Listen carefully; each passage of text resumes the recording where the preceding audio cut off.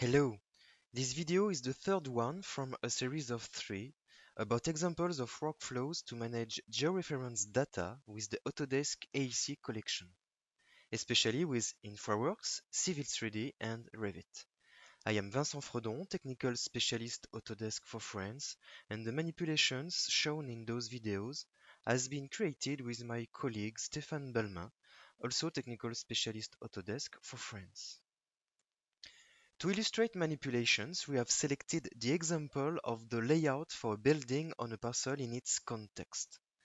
The main constraints are the correct building georeferencing, the topography with the dedicated platform, and the parcel positioning. The first video is about the creation of the existing context, adding the cadastral parcel, creation of the platform for the building, and creation of the resulting topography to use in InfraWorks and in Revit. In the second video, Stéphane explains how to link Revit to the topography and how to manage the building georeferencing.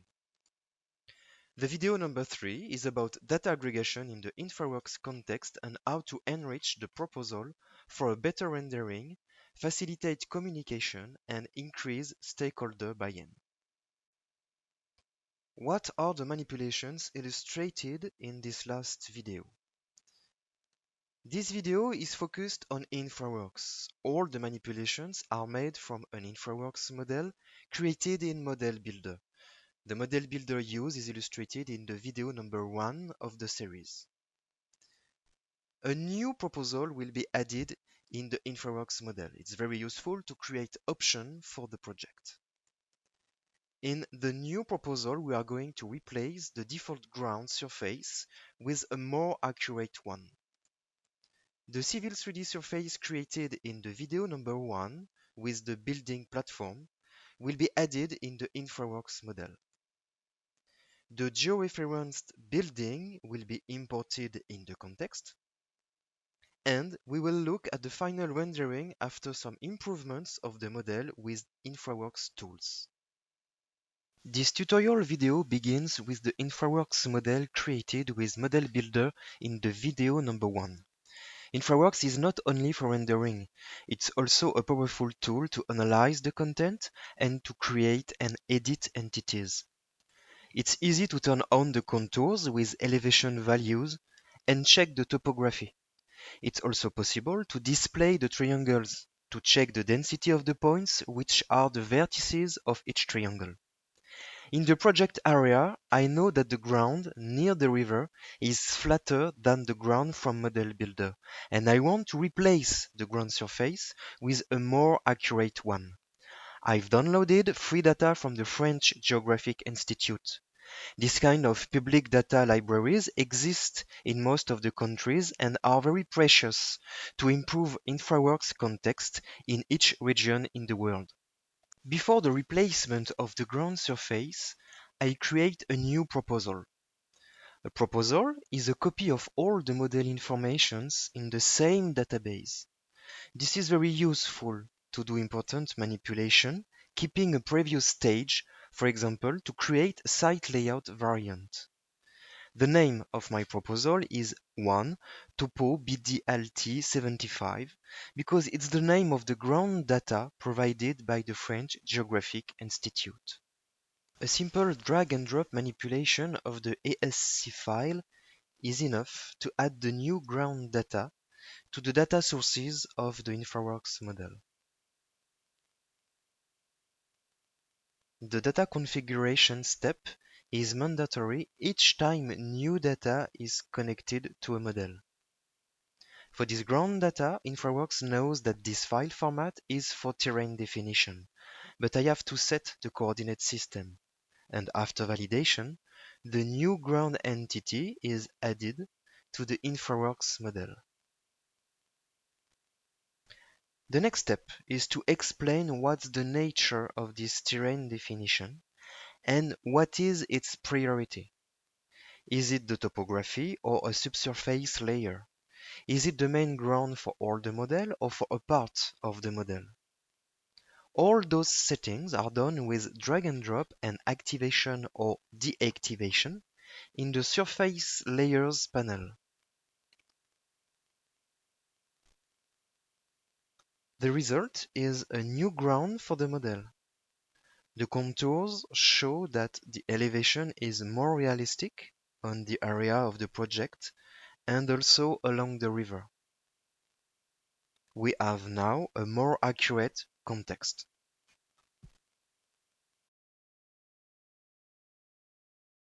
We are going to add the civil 3D surface of the project, which is the local ground, including the building platform. This surface has been created in the video number 1 and published for Stefan on our shared BIM 360 project. After the creation of a new proposal called 2 Platform Civil 3D, I add the DWG file of the surface to the model data sources. For this manipulation, I can select local file, but also files shared on BIM 360. To stay connected with the centralized data, I navigate on my laptop in the BIM 360 folders to select the shared data.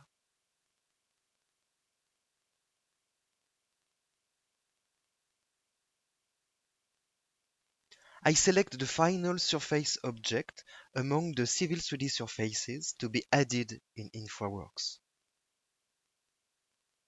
There is now another terrain definition in the model data sources list. Configuration step is very fast because nature of data and coordinate system are automatically set.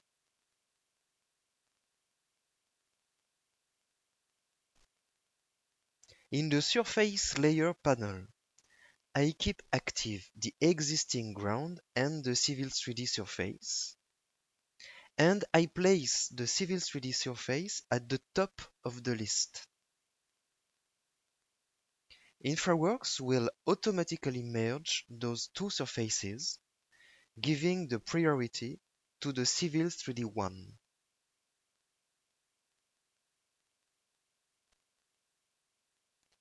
The contours show clearly the shape of the platform and its elevation at 214 meters.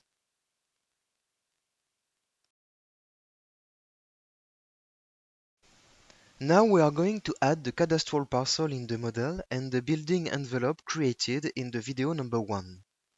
The goal is to easily check that all the data are correctly georeferenced: the ground and the platform, the cadastral parcel, and the building envelope. It's the same drag and drop manipulation, but this time with SDF files created from Civil 3D in the video number 1. It could have been also SHP files, shape files. In the configuration panel, I select each time the nature of the entity I want to create from the data: a parcel and an easement. I can also select a specific style or keep the default one. All the entities produced for my project are correctly georeferenced: the parcel in the project area, the platform in the corner of the parcel, and the building envelope on the platform.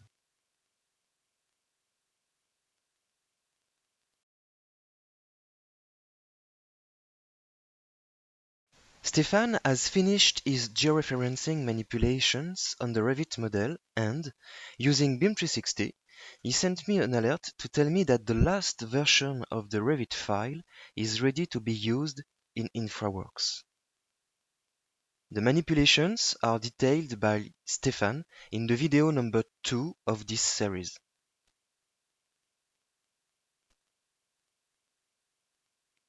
Adding the Revit model of the building in the InfraWorks context is as easy as the previous manipulations. From the InfraWorks data sources panel, I select the Revit format and navigate in the BIM 360 folders on my laptop to select the file shared by Stefan.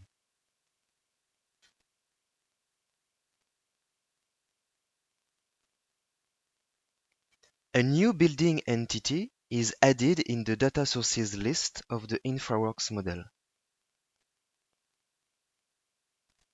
In the configuration panel, it's recommended to pre-visualize the Revit model to check that InfraWorks read it correctly.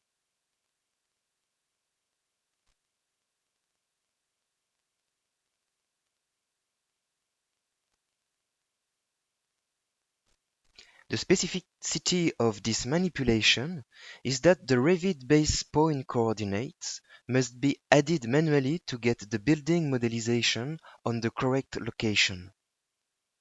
It's recommended to copy those informations from Revit on a Word file, for example, to be able to copy and paste faster.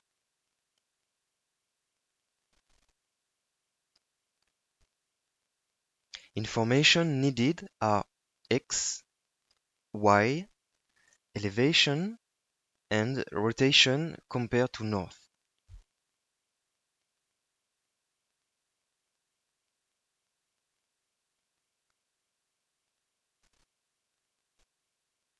After actualization, the building is generated in the context, and it is perfectly wedged with the envelope.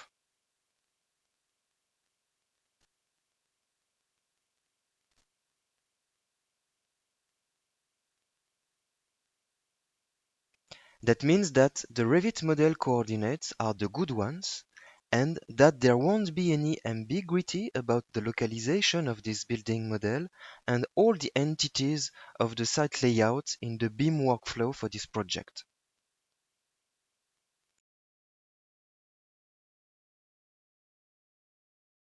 This overview shows the evolution of the InfraWorks model from the first context creation to the full model we could show to our client or to the public.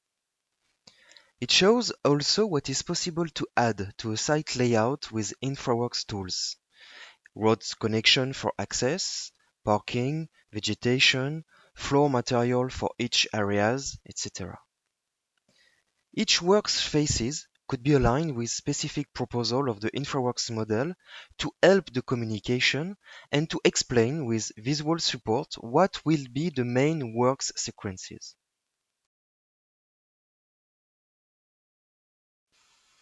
InfraWorks models can be shared on BIM 360 for collaborative workflows. Each proposal can be synchronized separately. It's possible to share tasks on different proposals with different members of a team or only for review with the project manager. It can be used also to share the result in view-only mode with the client or the public.